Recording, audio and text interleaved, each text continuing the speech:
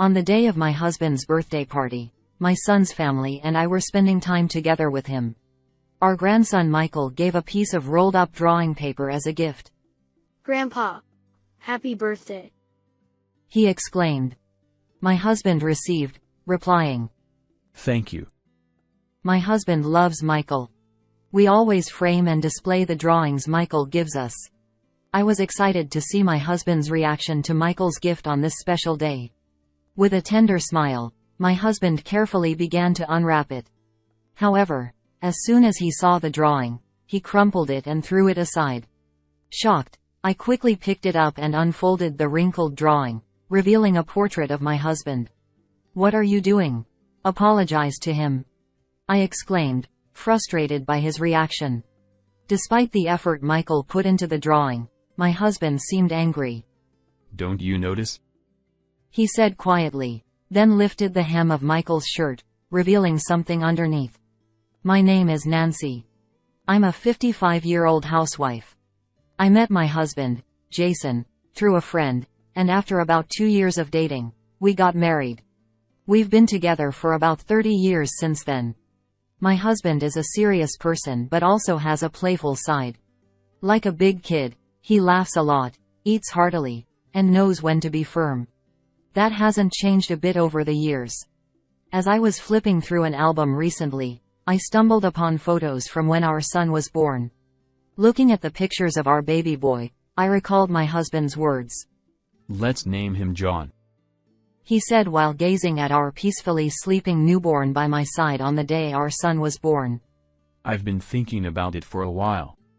Since I can't give birth to a child, I wanted to put a lot of effort into choosing his name." I admire that serious side of him.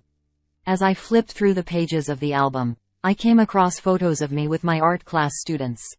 I quit my job to become a full-time housewife when I found out I was pregnant with John. However, I wasn't used to spending all my time at home. So, despite being pregnant, I started working part-time as an art instructor. Once a week, I taught art to a group of 5 to 6 students at the nearby community center. Painting had always been a hobby of mine, and I even dabbled in it as a painter. After giving birth, I began holding art classes in the spare room of our house, which was filled with oil paintings and sculptures. I remember when John got startled by one of the sculptures and started crying. I chuckled, reminiscing as I glanced through his growth milestones. His smile when he won the elementary school race, his tense face at the junior high entrance ceremony, the joyous expression when he put on his desired high school uniform after passing the entrance exam, the tear-streaked face of frustration after losing a match at the inter-high competition, and the proud look of departure when he left for college. And about 5 years ago, I also took photos at the wedding.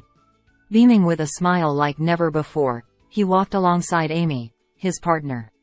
Amy, with her chestnut hair adorned with a lovely tiara, also walked next to John, wearing a smile.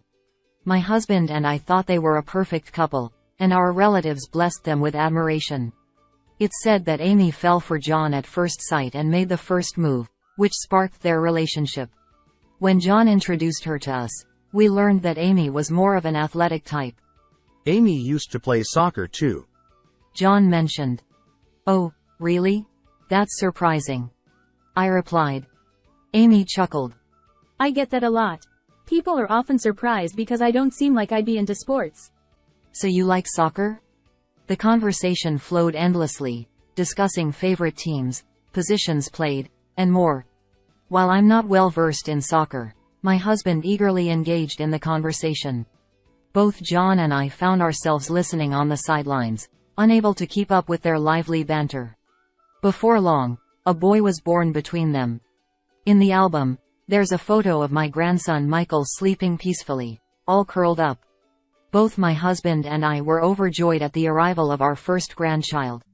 John and Amy discussed and bought a house, leaving the rented apartment behind. The first time my husband and I met Michael was when we visited their newly built home. Until then, we had only seen him through video calls, but seeing him in person made his cuteness even more apparent.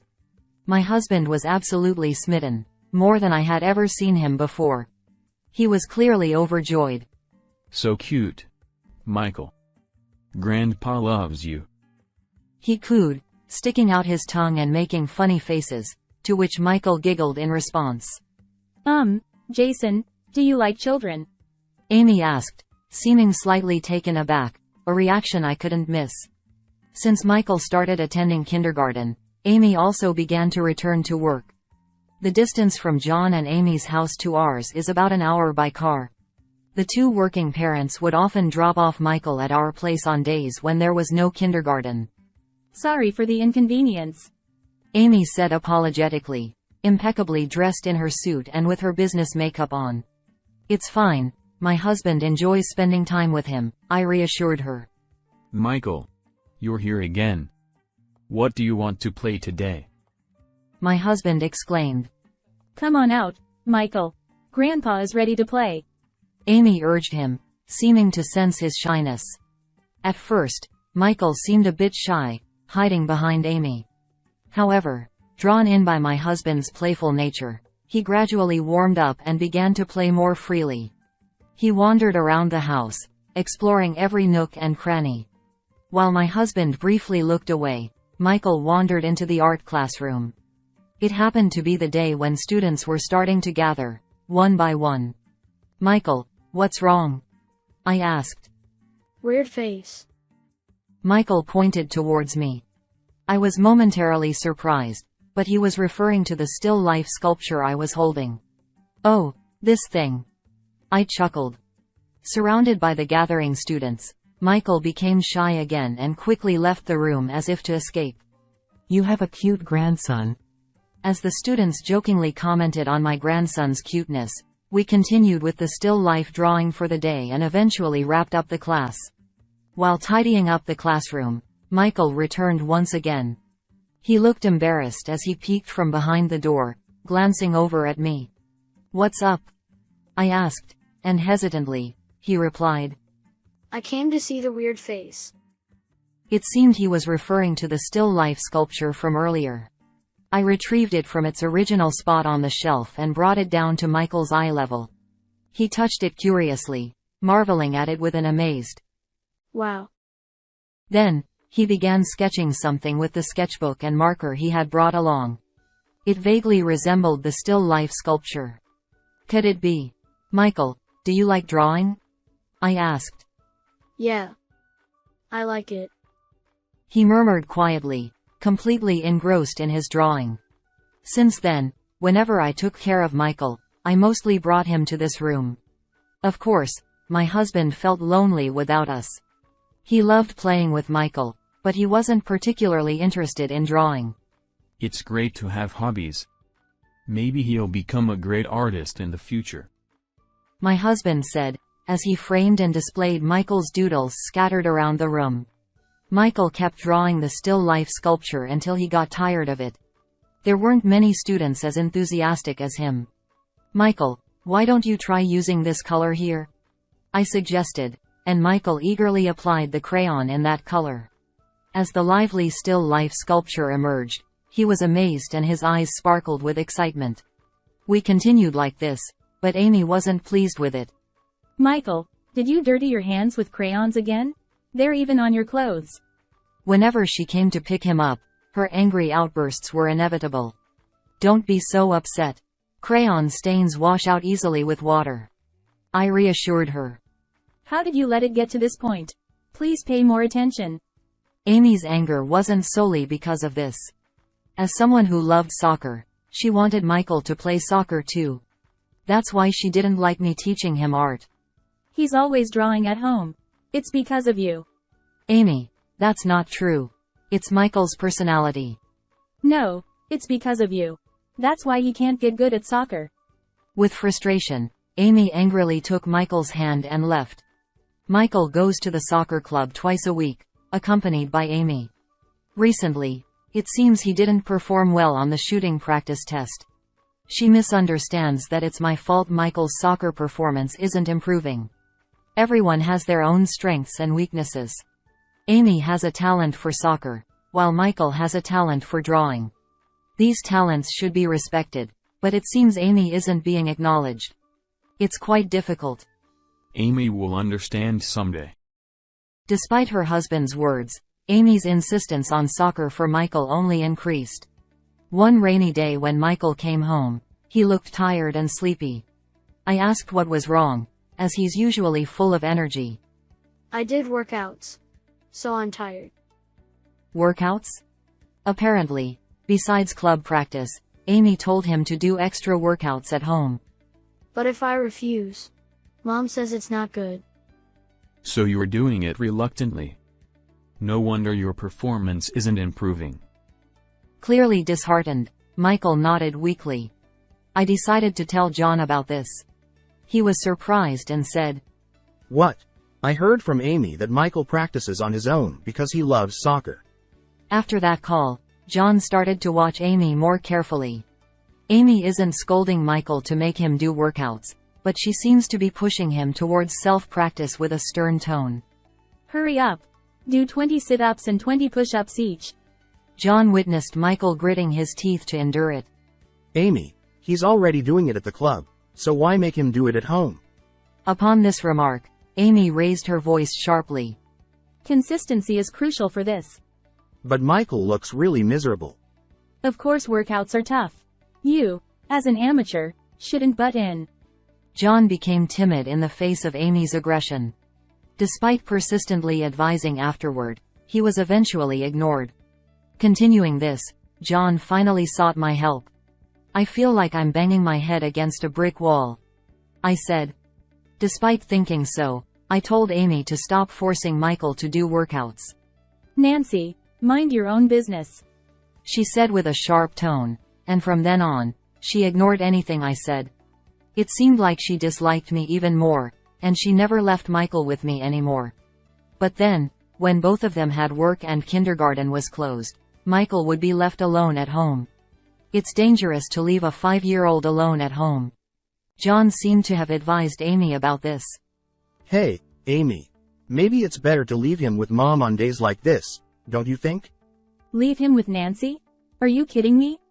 Amy adamantly refused. But John seemed uneasy. He wanted to hear my opinion too. It's indeed risky leaving Michael alone at home. When I said that, John seemed pleased as punch. You're right. Then, can we secretly leave Michael with Mom? I don't mind, but if they secretly left Michael with me, it would create secrets between John and Amy. Thinking about it, I didn't feel right. But meeting my grandson was a joy, and when we drew pictures together, I forgot all about it. One sunny Saturday, while I was drawing with Michael, Amy called. Michael, he's with you, right? What? I couldn't hide my surprise. How did she know? John has been acting strange lately, so I checked his phone. At first, she thought he might be cheating, but that wasn't the case. I found messages with Nancy. Something about leaving Michael or something. Leaving Michael alone is dangerous. I tried desperately to explain, but Amy wouldn't listen. I'll give John a piece of my mind when he gets back. Just stay out of our business. She hung up abruptly, leaving me frustrated. I never imagined we'd end up in such a situation with my daughter-in-law. How long will this situation last? It felt like wandering around searching for an invisible exit. Despite Amy continuing to be harsh with John, he still brought Michael home without hesitation. I get it now. Michael prefers drawing to soccer. A determination to protect what's important shone in his eyes. Seeing that, I felt a surge of courage in my heart too. I decided to focus on nurturing Michael's individuality. That's when I started to feel hopeful again. Several months had passed, and it was the time when many flowers were in bloom, marking my husband's birthday. On this day, as usual, I lined up my husband's favorite dishes on the table and invited the John family to celebrate. It feels a bit lonely just the two of us, doesn't it? It's better with more people after all, I remarked. When the Johns arrived on time, the party began. As we chatted about recent events and enjoyed the food, I noticed Michael's demeanor. He was fidgeting and hiding something behind him, like a piece of drawing paper. Michael, did you bring a present for Grandpa today? Amy said cheerfully, encouraging him. Come on, be brave. Go ahead and give it to him, she urged. However, Michael seemed embarrassed, fidgeting and looking down. So my husband gently approached him, as if offering a helping hand. Did you draw something? Would you like to show it to Grandpa? He asked softly. Michael then unfolded the rolled-up paper and showed it to him. Grandpa, happy birthday. Michael exclaimed. My husband accepted it with, Thank you. and slowly and lovingly unfolded it. A present from his beloved Michael would surely be special to my husband. Just as I was curious about what was drawn, and leaned in to take a peek, my husband, upon seeing the picture, crumpled it up instantly. Then, trembling, he crumpled it up even more and tossed it aside. Hey, what's going on? I quickly picked it up and unfolded the crumpled picture. It appeared to be a portrait of my husband. What are you doing? Apologize. I lashed out in anger, despite his likely sincere efforts in drawing it. Even Michael must have drawn it with my husband in mind, so why? Unfazed, my husband just stared at me. He has a habit of staring silently when he's quietly angry. Don't you notice? He said as he grabbed the hem of Michael's clothes and swiftly lifted it right there. Whoa. Michael was startled, nearly falling backward, but managed to hold himself. Underneath the lifted clothing were several small blue bruises. Huh. What's this? I looked at my husband. He gestured towards the paper with his chin, urging me to look. On the paper was a portrait of my husband. However, upon closer inspection, the mole's position and the shape of the nose were subtly different. There were also blue spots-like marks on the lower part of the body below the portrait. Moreover, in the corner of the paper, the words, "Help me," were drawn small. I had a terrible feeling. Could those blue marks represent bruises on Michael's body? Was someone being harmed by being forced to draw portraits? As this thought crossed my mind, I looked at my husband, who nodded deeply. It seemed he was thinking the same thing. Someone was harming our grandson. Feeling the danger to our beloved grandson, my husband crumpled the picture in anger. Why on earth? As my husband trembled with anger, John, puzzled, approached. Mom, Dad, what's going on? When John came and saw Michael, he was shocked by his pitiful appearance. Michael, what happened to those bruises? I must have looked pale. With a sinking feeling, I showed John the drawing Michael had made. John was also surprised. This isn't Dad. And he raised his voice. What's the meaning of this? Tell the truth. Michael was startled and burst into tears. Seeing this, Amy rushed over, holding Michael protectively. Stop it. These bruises are from soccer practice. Mom, you're lying. For the first time, Michael rejected Amy and pulled away from her grasp. Mom and the teacher, they bullied me. John, my husband, and I were all confused. The portrait? I don't even know that person. Mom made me do it.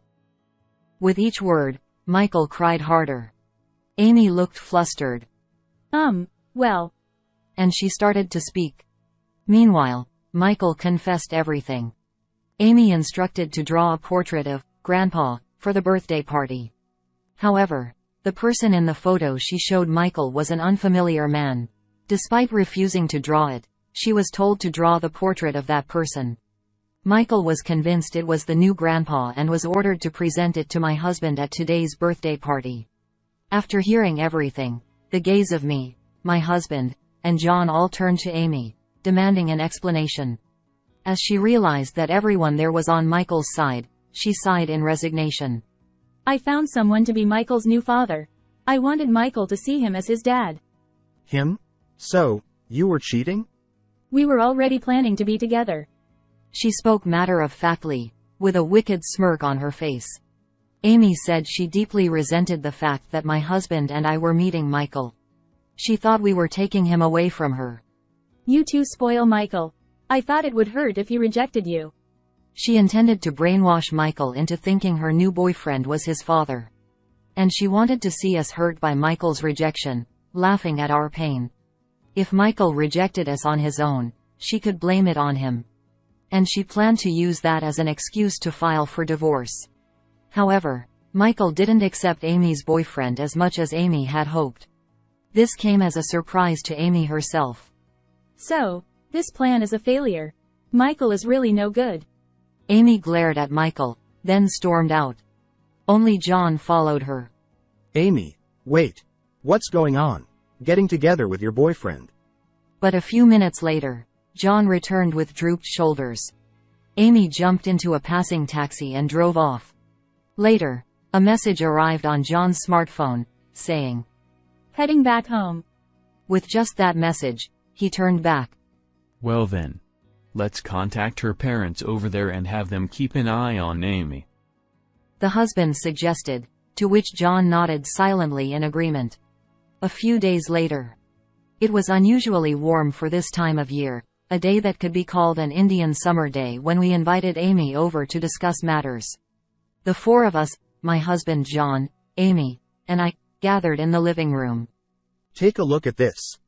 John said, tossing an envelope containing documents onto the table. John had hired a detective agency to investigate Amy. Since Michael started attending the soccer club, Amy's appearance had gradually changed. At first, he didn't pay much attention. However, he became suspicious when she started going to the beauty salon frequently and changing her makeup. What was even more conclusive was when he accidentally stumbled upon her exchanges on her smartphone. Furthermore, the person she was corresponding with was not a friend or acquaintance. He was a completely unknown man. I was shaken by the messages. Want to meet again, like you, all with heart emojis. John said, with a detached tone. Looking at the results of the investigation, the person turned out to be a male coach from the soccer club. Amy didn't seem inclined to hide it, quietly staring at the documents. I was planning to tell you after Dad's birthday party.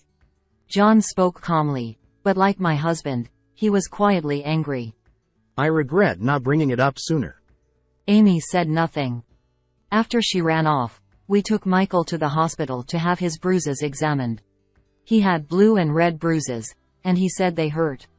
Upon hearing this, the doctor wondered. There's a possibility that he was being hit regularly in his daily life.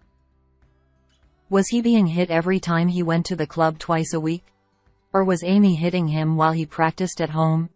Michael remained silent, his lips sealed. Amy, were you silencing him? I would never do such a thing. Bullying Michael while having an affair elsewhere. I misjudged you. I just needed some time for myself. That's why. Don't give me that nonsense. John reprimanded her, and he handed her a green paper. Divorce. Write this and leave. Fine, whatever. Without hesitation, Amy wrote her name. At that moment, the sound of a car pulling up outside could be heard. Amy looked puzzled, but when I ushered them inside, her expression froze. Why? Why are Mom and Dad here? Arrangements have been made for you to be handed over to your parents. Before Amy could say anything, she was dragged out by her parents. All that remained was the sound of the car driving away. The next day, John submitted the divorce papers to the city hall, and they were accepted without issue. Then, with the help of an acquaintance who recommended a lawyer, he pursued compensation from Amy and her affair partner. After paying the compensation, Amy found it difficult to continue working at her company due to the affair being exposed internally, so she resigned. Her affair partner faced more consequences than just paying compensation. The fact that he was having an affair with a club member's mother became known, and he was fired from the soccer club. As it was a relatively large club locally, rumors spread among the club members and related parents. The former coach became unemployed and continued to rely on Amy even after being with her. She supports him while working hard, even as a supermarket employee. Occasionally, we receive messages from her asking, Please let me meet Michael. But both John and I have decided not to respond. She's been issued a restraining order against Michael. It's unlikely to be lifted for the next 6 months. John sold the house he bought and moved in with Michael. Michael now lives with me and my husband. Grandma, Grandpa, look. Oh my, is that Grandpa? Let me see. Michael proudly showed us the finished painting. It depicted a large smiling face of my husband. The mole's position and the shape of the nose were identical to his.